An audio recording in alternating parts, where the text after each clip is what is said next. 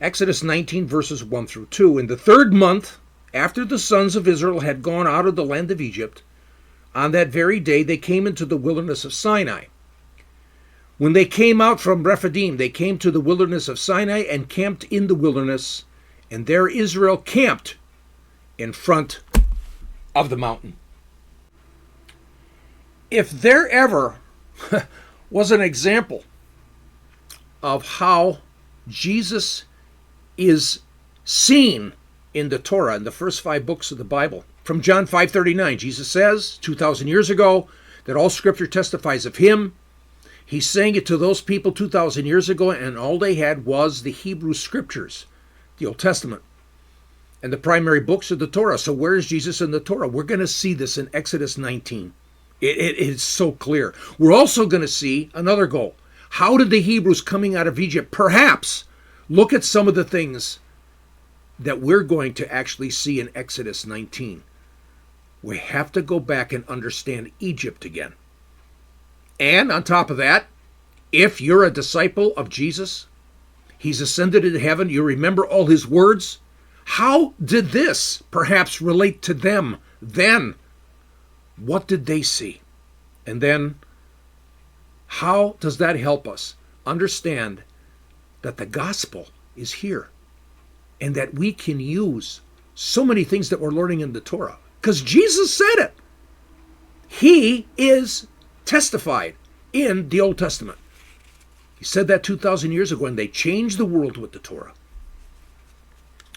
So they're here. They're at the mountain of God, and I'm going to go back to the burning bush in Exodus chapter 3. In verse 1, it says that Moses comes to the mountain of God. And then in verse 12 of Exodus 3, God says, bring them to this mountain, which is Mount Sinai, the mountain that they're at. So Mount Sinai is the mountain of God, and they finally made it. God has led his people to his mountain to enter into a covenant, a new covenant. And we're going to be talking about that when we get to chapter 20. What is a covenant? What's going on here? But the mountain of God moves later. You can see this in Isaiah chapter 2, verses 1 through 3. You can see this, and especially Isaiah 66, verse 20. You can see this in Joel chapter 2, verse 1, Joel chapter 3, verse 17, Zechariah chapter 8, verse 3. And let's read Micah chapter 4, verses 1 through 2 as just another example that the mountain of God had moved. Here, the mountain of God is Mount Sinai. There's no doubt about it. As we go back to the burning bush in Exodus 3, Moses had brought them to this mountain, which is Mount Sinai, which is the mountain of God. However, it moves. Let's take a look at Micah 4, verses 1 through 2. And it will come about in the last days that the mountain of the house of the Lord, the mountain of God, the mountain of Yahvay, will be established as the chief of the mountains. It will be raised above the hills, and the peoples will stream to it. Many nations will come and say, come, let us go up to the mountain of the Lord, and to the house of the God of Jacob, that he may teach us about his ways, and that we may walk in his paths. For from Zion will go forth the law, and even the word of the Lord from Jerusalem. So it's quite clear that not only Micah chapter 4, but the other verses has said that the mountain of God has now moved. It's now in Jerusalem. And Jesus offers up a cup the night before he died, the cup of the new covenant at Jerusalem, at the mountain of God. A new covenant at the mountain of God, just like we're reading here in Exodus 19. So, interesting connection. The mountain of God, new covenant, for the Hebrews coming out of Egypt. Jesus, Last Supper, lifts up the cup, offers up a cup of a new covenant at the mountain of God. But there's another connection that for us, many of us have missed. Now, Jesus rises from the dead on Sunday. That's very clear. It's the first day of the week. It was a Jewish feast. Actually, it was a God's feast. That's what it says. the Feast of Bikurim, the Feast of First Fruits. And in the Torah it says, starting with that day, the Feast of Bikurim, which is Jesus' resurrection, you will count 49 days. You will count 7 Sabbath weeks, and on the 50th day will be Pentecost. So 50 days after Jesus' resurrection, it was Pentecost. And God sent his Holy Spirit with tongues of fire on the 120 disciples of Yeshua. And the 120 spoke in new languages to Jews and Gentiles from all over the world.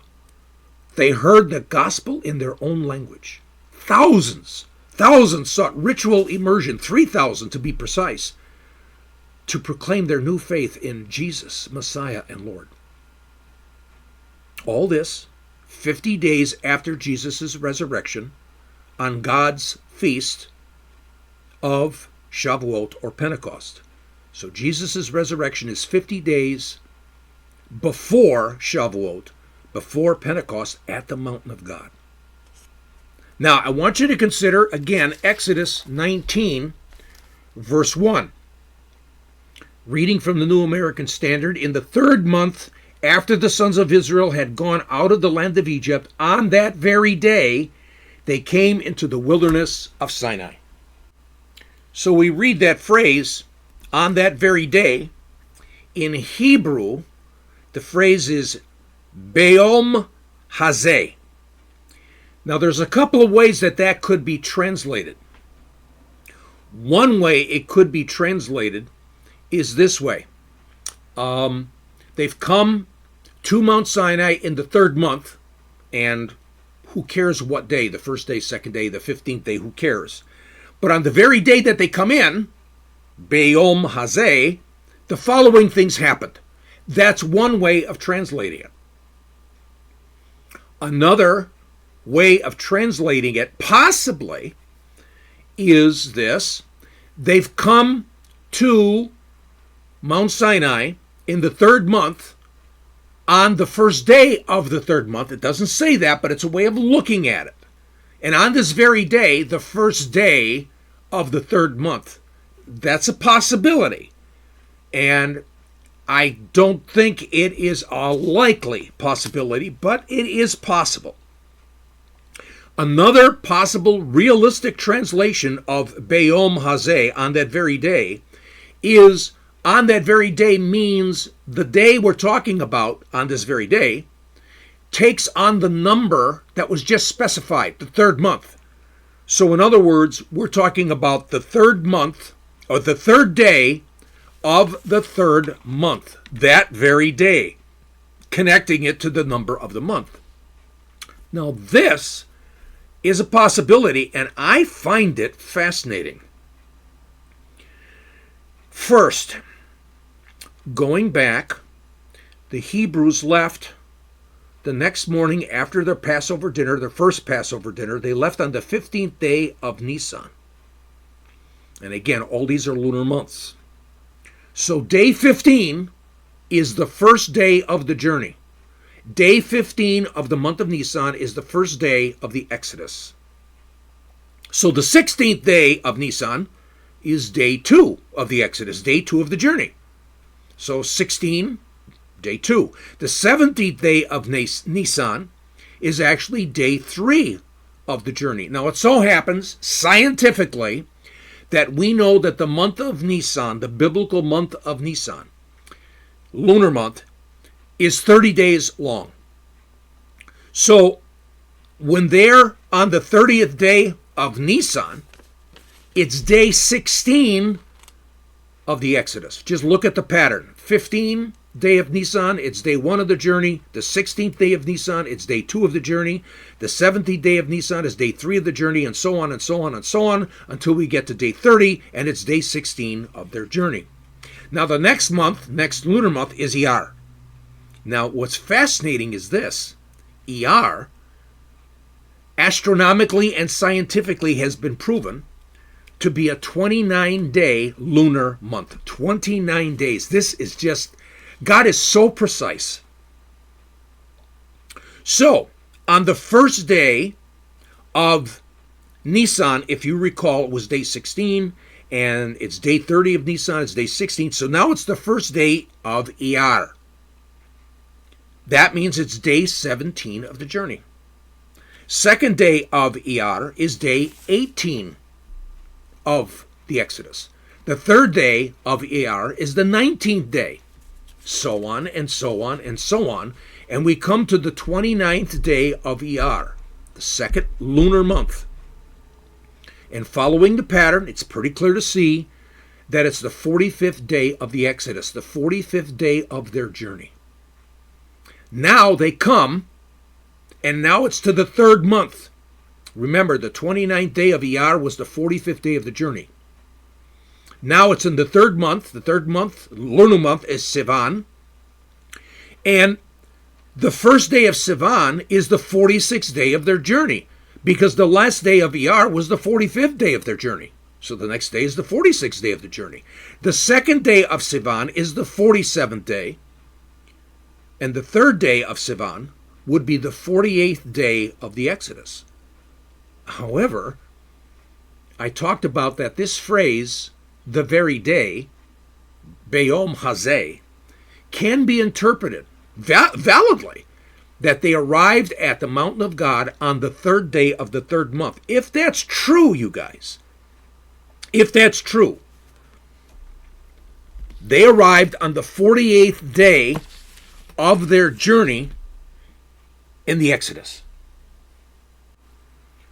Now in Exodus 19, verse 10, God gives some very specific instructions. He says, the Lord also said to Moses, go to the people and consecrate them today.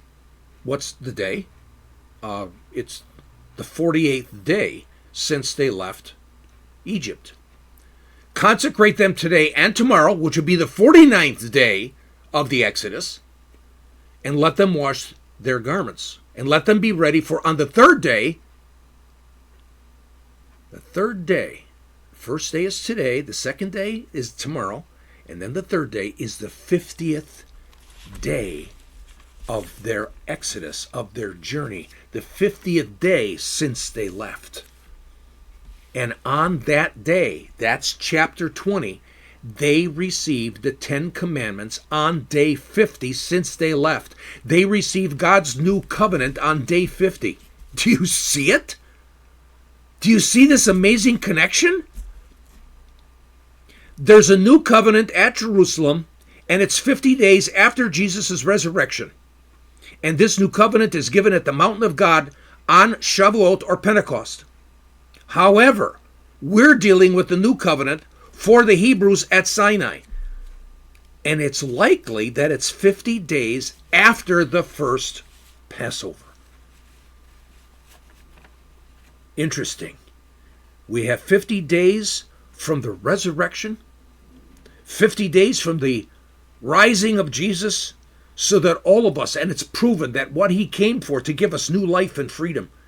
And now we have also 50 days from Passover, and Israel is now at the mountain of God to receive a new life and freedom as a new nation. Two amazing events. God seems to be connecting them. Not the rabbis.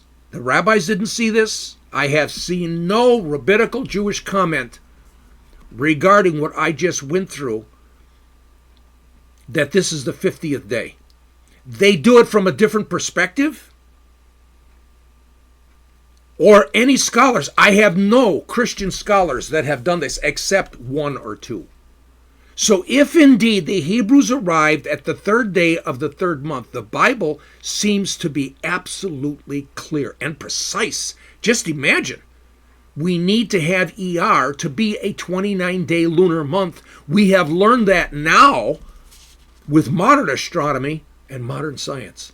God is so amazingly precise. That's why I think they arrived on the third day of the third month.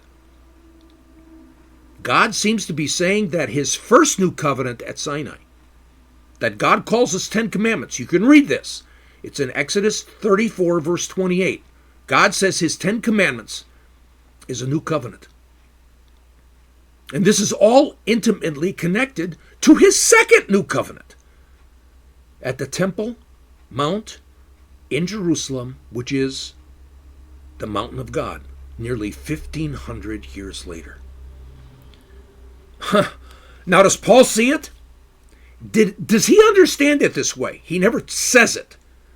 Remember his words. This is in Galatians chapter 3, verse 4. The Torah was given to lead us to Christ. Does Paul see the connection between Sinai and Jerusalem?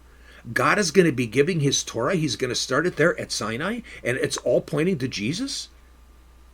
Is Paul seeing the connection between Sinai and Jerusalem like we're seeing it right now?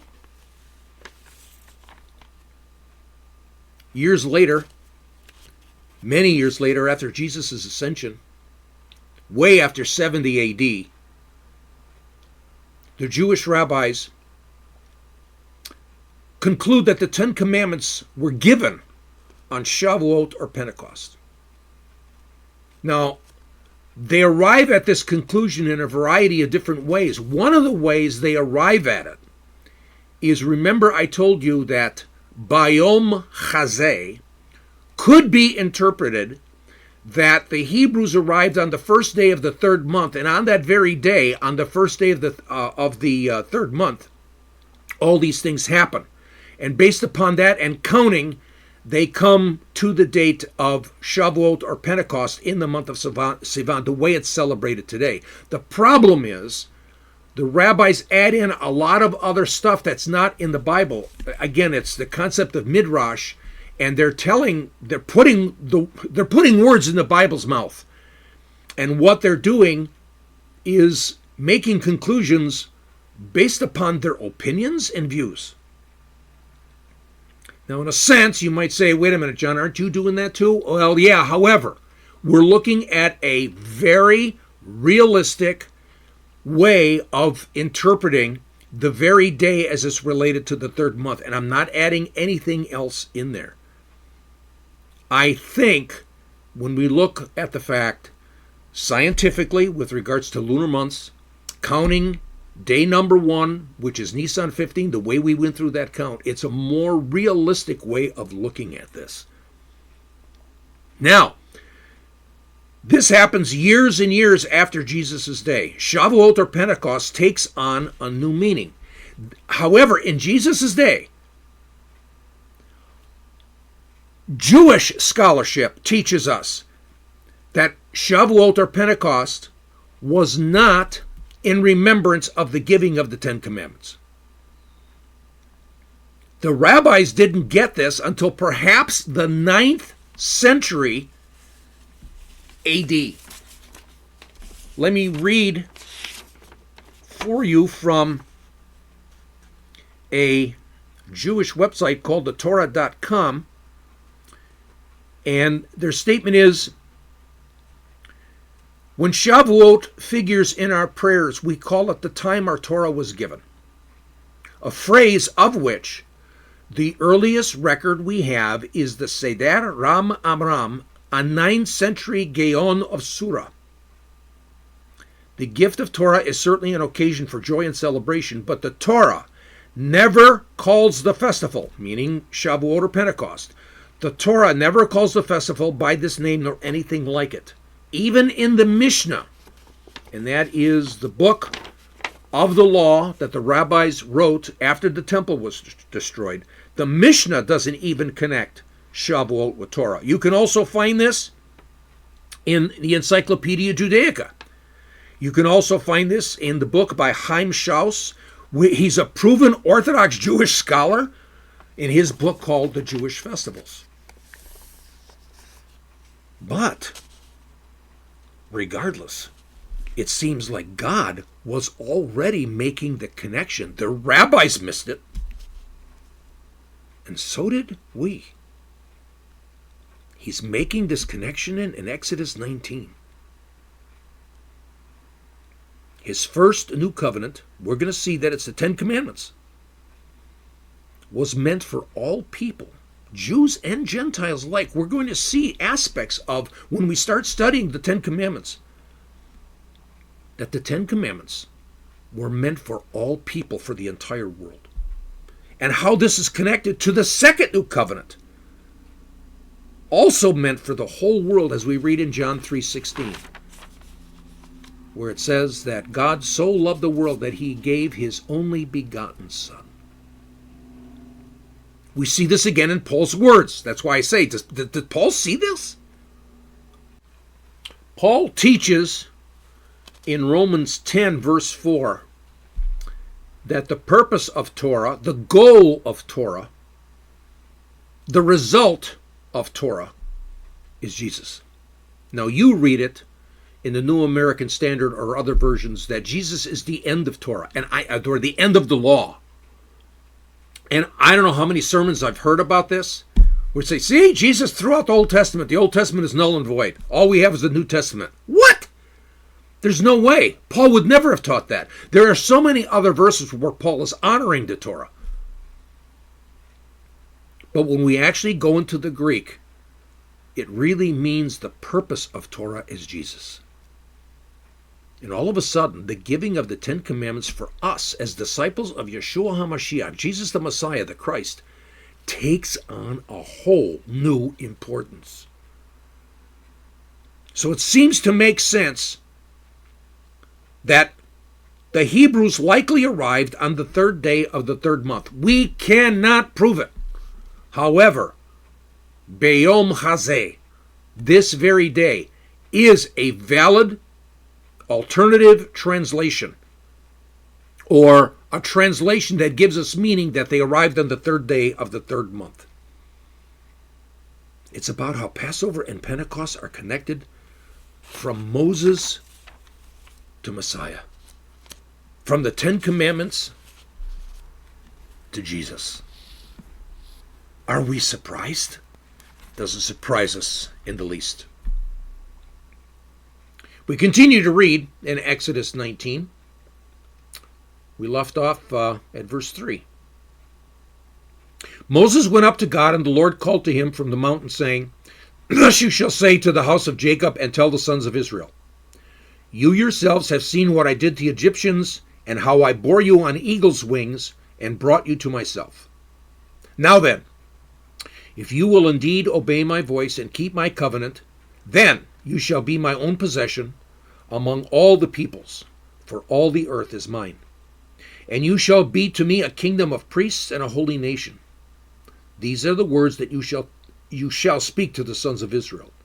So Moses came and called the elders of the people and set before them all these words which the Lord had commanded him. All the people answered together and said, All that the Lord has spoken, we will do. And Moses brought back the words of the people to the Lord. Now the rabbis have a very interesting view on verse 3, where it says, Moses went up to God, and the Lord called to him from the mountain, saying, Thus you shall say to the house of Jacob, and tell the sons of Israel.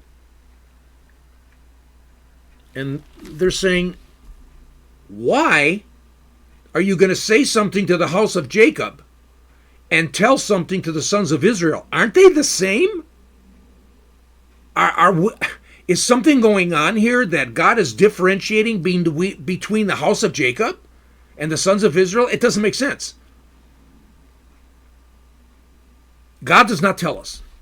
But the rabbis make up a midrash because they saw that God seems to be implying that the house of Jacob and the sons of Israel are two different groups. Now the Bible does not say that, but here's the rabbis looking at this, and they're making up their own meaning here. They're coming up and they're teaching their own opinion as if their own opinion was fact and truth. Now, I think their opinion is very interesting, but the Bible doesn't say that. So for me, I come to these rabbis and said, who are you? Who gave you the authority to put your own words, your own opinions, your own views as the meaning to unanswered questions in the Bible. I have no problem when somebody might say, hey, listen, I have an opinion.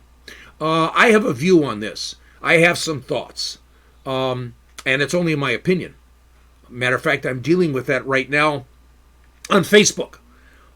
Happened to be in an interesting discussion. Somebody asked me a certain question. I said, here's my view, here's my opinion, but I can't base it on anything. This is just some thoughts that I have. And so we banter back and forth in a very good way. And so I don't mind if rabbis would say, maybe this is what this is going on. Maybe there's a possibility here. But they don't do it that way. You're going to see this in just a second. They teach it if it's truth. But their midrash that they're doing here for verse 3 about the house of Jacob and the sons of Israel, this midrash shows a very interesting Jewish point of view on the Ten Commandments. And it could be that the rabbis don't even realize that their view actually strengthens some things that we're going to be taking a look at. So we're going to take a look at their midrash on verse 3. So, I'm reading from the Chumash, which is the Orthodox Jewish commentary on the Torah. The word amar, which has been translated as say, implies a mild form of speech. Amar, which is Strong's number H559, basically means to say, to bring up, with no, it doesn't seem to be a firm way of, like a command or, an order, but to say. So when Moses spoke to the house of Jacob, now here's what the rabbis say. Now the way they write it, when Moses speaks to the house of Jacob, he's referring to the women. You see what I'm saying? Their opinion is that the house of Jacob means all the women of Israel. The Bible doesn't say that. And why didn't the rabbi say, what if the house of Jacob is women? Because of the word amar. He was to express the commandments in a manner suited to their compassionate and maternal nature. Women set the tone of the home, and they are the ones responsible to inculcate love of Torah in their children, a task to which their loving nature is best suited. Because of this role, a mother could pray when she kindles her Sabbath candles that in the merit of Sabbath flames, her children should merit the illumination of the Torah, which is also likened to flames. However, the word, and let me see if I can find it. Ve'takid means to relate, and it has an implied firmness or harshness, and they're relating or they're telling the sons of Israel or the children of Israel, which means that refers to the men.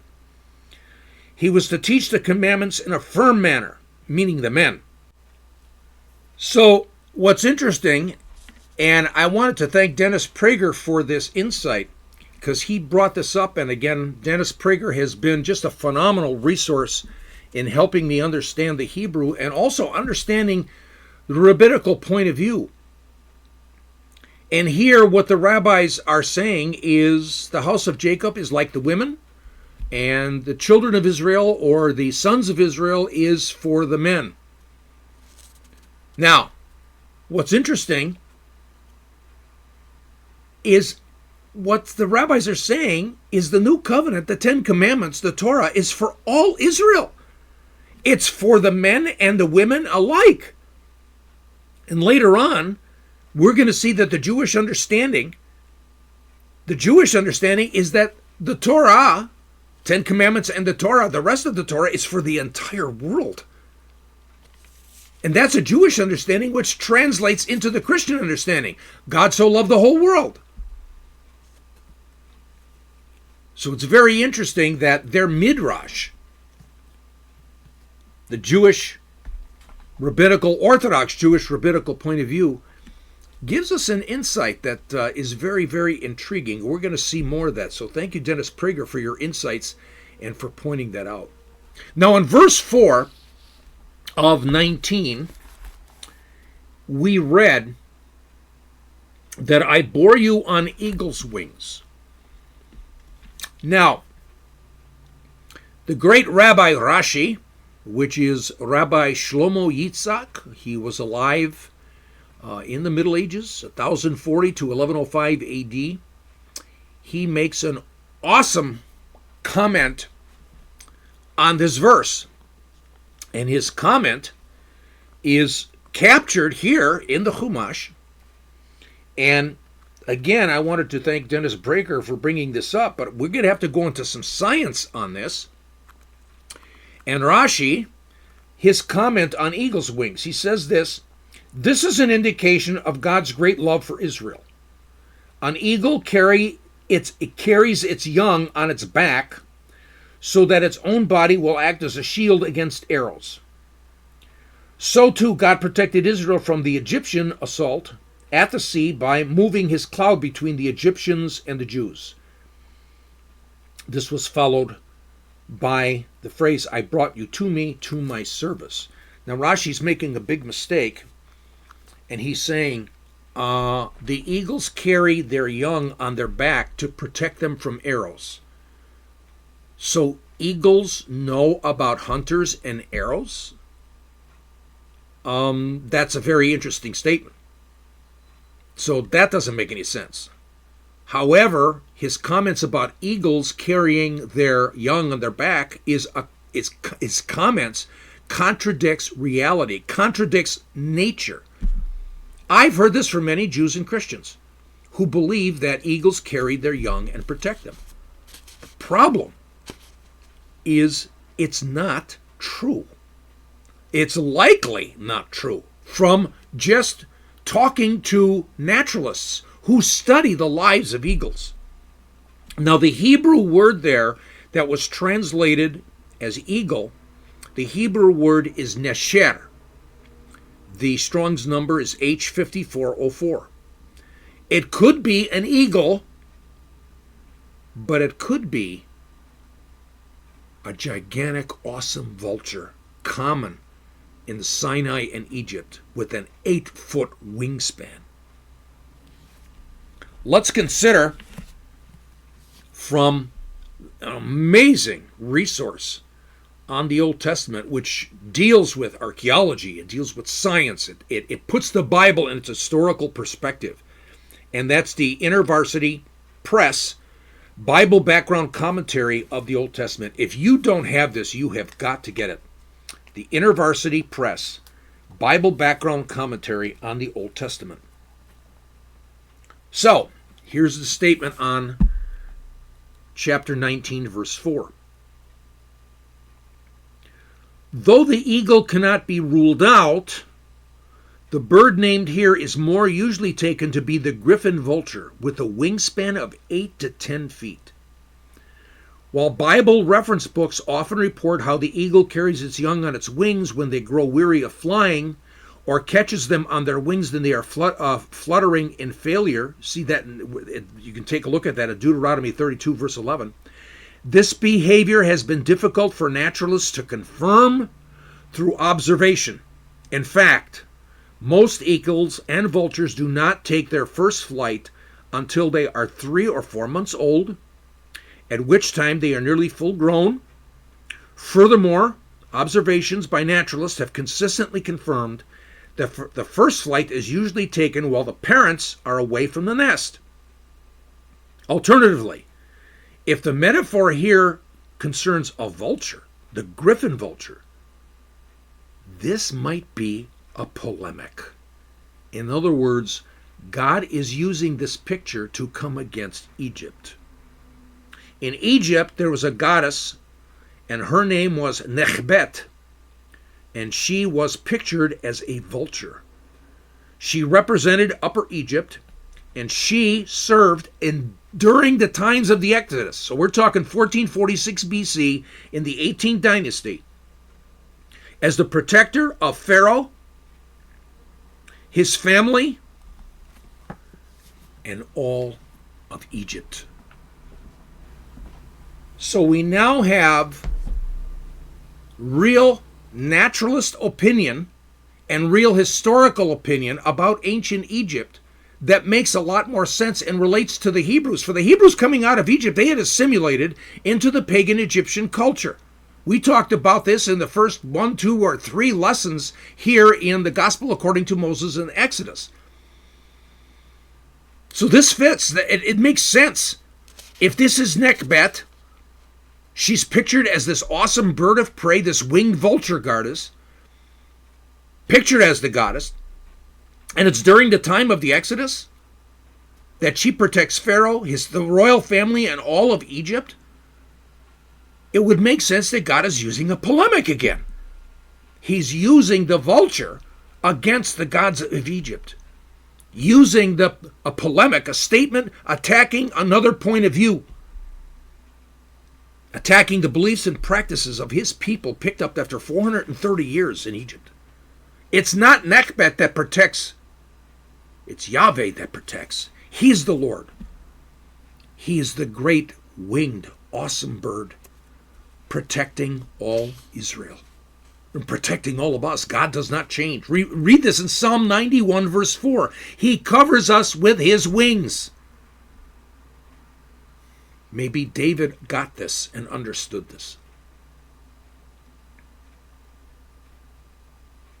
Now there's a second aspect of this verse, verse 4, that helps us understand the purpose of Exodus.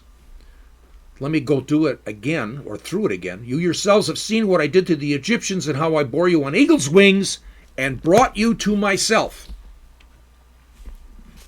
And again, I'm going to thank Dennis Prager for his comments. They just opened my eyes. And here is this deeply religious Jewish scholar who is also thirsting to understand the Torah as being rational, as being intelligent, as being given by an intelligent being for all of us, not only then, 3,400 years ago, but today. And Dennis is talking about the fact when we read this verse, we find that the purpose of Exodus is not about freedom. The purpose of the Exodus is not the escape of the Hebrews from slavery. It's pretty awesome. Matter of fact, we're going to take a look at Dennis Prager's comments here from his book called Exodus, the Rational Bible, his commentary on the Torah. So he says, God says he brought the people to me, not as one might suppose, out of Egypt or out of bondage. The reason is the primary purpose of the Exodus was more than rescuing a people from bondage. It was to bring the Israelites to God and his moral law. I like to say yada, that they would come to know God. They would have an experiential relationship with God. They would have a relationship with him, yes, and in his moral law. Prager goes on to say, this is in line with God's repeated instruction to Moses to tell Pharaoh, let my people go so that they may worship me. Now, the actual word worship appears nowhere in the Bible.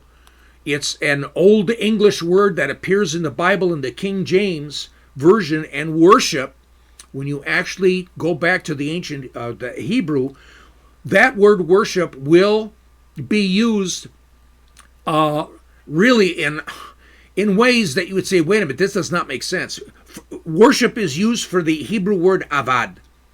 And the Strong's number is H5647, meaning to serve or to work. And the translator said, avad, to serve, to work, for the Lord, to obey the Lord, is worship. However, it also translates the Hebrew word shachah, which is the Strong's number H7812, which is to bow down, to prostrate oneself. And so that's the idea of worship. It's really fascinating how the translators, or what the translators have done, get the word worship out of there, and to really get to the original Hebrew. The purpose of the Exodus is that he wants a people to come and be in relationship to him, to serve him, to love him, and to walk with him. God is creating a nation to be a light of the world, to bring his salvation to the ends of the earth. We read this in Isaiah 42:6. This is about Israel. In Isaiah 42:6, we read, I am the Lord, I've called you in righteousness. I will also hold you by the hand and watch over you, and I will appoint you as a covenant to the people, as a light to the nations. We go to Isaiah 49:6, and we read, he says, it is too small a thing that you should be my servant, to raise up the tribes of Jacob and to restore the preserved ones of Israel. I will also make you a light to the nations, a light of the world. Jesus said that. So that my salvation may reach to the ends of the earth. Now, the English word salvation comes from a very interesting Hebrew word, and the Hebrew word is Yeshua, which is Jesus' name. God is showing his love for Israel. He's showing his love for all of us. We read that in John 3:16, God so loved the world. It's all pointing to Messiah, to Yeshua, Jesus, so that all people will see their option of choosing Jesus as the Lord, because God has come to open up the way back to himself through the cross. And in Jesus we're saved and be able to come home to the Father, for the way is open. Now there is a specialness here. A specialness about this new nation. We read about it in Exodus 19, verses 5 through 8. Now then, if you will indeed obey my voice and keep my covenant, then you shall be my own possession among all the peoples, for all the earth is mine, and you shall be to me a kingdom of priests and a holy nation. These are the words that you shall speak to the sons of Israel. Specialness of his people. Now, the you in there, studying the Hebrew, is second person plural. It's not first person. So in other words, the you in Hebrew means all of Israel. You all is another way of saying it.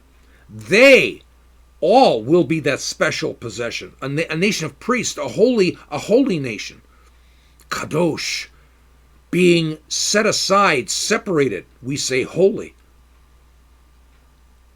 And what do priests do? Look up any definition. Priests are mediation agents between God and man. In all religions, they are a way of bringing the common man, the common woman, to God. All Israel, every one of them, men and women, young and old, are priests. They're chosen by God, God's elect, to go into all the world, as we just read, to be a light to the world, to the light to the nations, to bring God's salvation, God's Jesus, Yeshua, to the ends of the earth. But this takes us all the way to the mountain of God in Jerusalem. Jesus is about to ascend to the Father, and he tells his disciples, who serve him as their rabbi, who are his chosen, his elect, that they will go as a light to the world. He called them in Matthew chapter 5, you are the light of the world. And they're to go into all the world to testify of him, to testify of Yeshua, to testify of salvation, God's salvation, to the ends of the earth. This is in Acts chapter 1, verses 6 through 10. So Israel has a seemingly awesome position in God's eyes. An awesome position. And on top of that, so do we. Now in verse 5, it talks about being a special possession. The actual Hebrew there is segula. And the Strong's number is H5459. And segula means a very peculiar treasure. It means a valued possession, a very special, valuable treasure. Israel is God's elect, his chosen people. That's disturbing to a lot of people. You've heard perhaps of replacement theology. And there are people who use the Bible to show that Israel is not God's chosen people, that only Christians are. We need to take a look at this because God never changes. He says that, Malachi 3:6, I am the Lord and I do not change.